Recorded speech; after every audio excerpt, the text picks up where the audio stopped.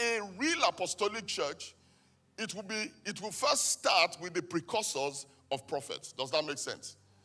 And you will see, I'm not saying that the apostles we see today are not apostles. I am saying that God is about to, for want of a better word, refire the church. Let me show you from history. Many of us know about S.G. Elton. In fact, I believe that the strength of S.G. Elton's life and ministry is based on the church from which he came from. The name of his church is called the Apostolic Church, in a place called Shrewsbury in England. The Apostolic Church came out of the Apostolic Faith Church.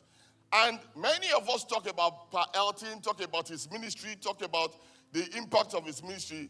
But to fully understand Pa Elton and his ministry, and also draw from the strength of his ministry, we need to ask about, look into his origin. Don't you think so? So, Pa Elton got the call to ministry in 1932. First call. When about 6 people came to his house, people from his church. I think 2 of them were prophets, 4 were apostles. The Apostolic Church, was founded on the premise of the fact that they were trying to restore the apostolic order. That churches should be run and led by prophetic and apostolic people. And so they believed so much in hearing God directly, as it were. And so there was a prayer meeting in the house of Pa Elton. And at that prayer meeting, somebody stood up and said that God was separating Pa Elton to Elisha in Nigeria. And so he received that word in 1932. I think it was in 1934, 1 or 2 years later, he was in a place called Pemgrove. This is away from his home, at a church meeting. And at that church meeting, there were about 40 people there.